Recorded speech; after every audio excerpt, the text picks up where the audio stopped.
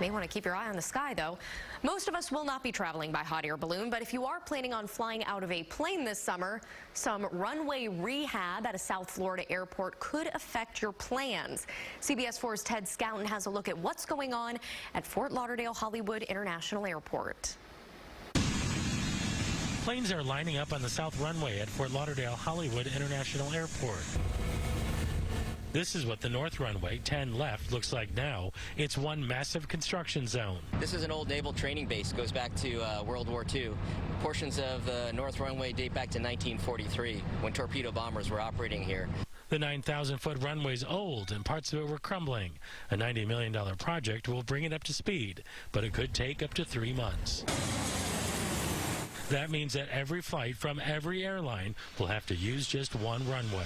Even on a good day, it's going to take some patience. You know, that departure time, I mean, that's the time they're hoping to push back from the gate. That doesn't mean you're going to be in the air these days just 2 or 3 minutes later. Seth Kaplan's an airline analyst. He warns passengers should be ready to sit on the plane a little longer before takeoff, waiting their turn to leave as other flights land, all sharing the same space.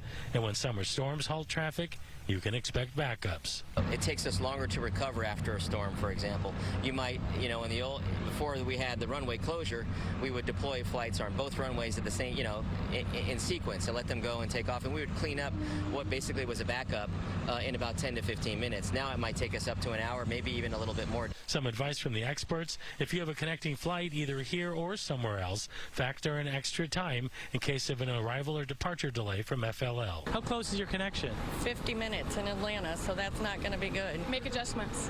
I think if people just have the right mindset and a positive approach, you can make it through anything, so it's not that bad. We spoke to several of the larger airlines here. They said that they have tweaked their schedules a bit so they have fewer flights that are coming and going during peak times, hopefully to lessen the chance of delays. Meanwhile, the project is expected to be done by the end of September. However, it could be finished early. At Fort Lauderdale-Hollywood International Airport, Ted Kaplan, CBS 4 News.